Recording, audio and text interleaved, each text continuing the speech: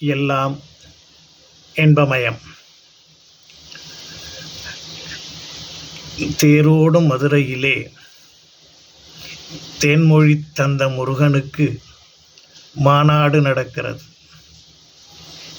முருகனை நினைத்து துதிப்போர்க்கு எல்லா வளமும் கைகூடும் என்று நமது முன்னோர்கள் சொன்னார்கள். அருணகிரிக்கு சொல்லெடுத்து கொடுத்த முருகன், குமரகுருபரனுக்கு வழி எடுத்து கொடுத்த குமரன், இப்படி முருகனுக்கு மிகவும் சிறப்பான சில நிகழ்வுகள் நடந்ததை நம் முன்னோர்கள் நமக்கு சொல்லியிருக்கிறார்கள்.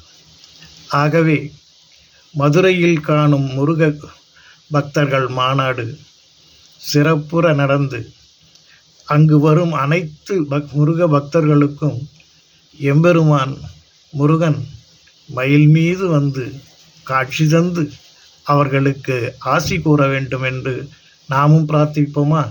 எல்லாம் இன்பமயம்.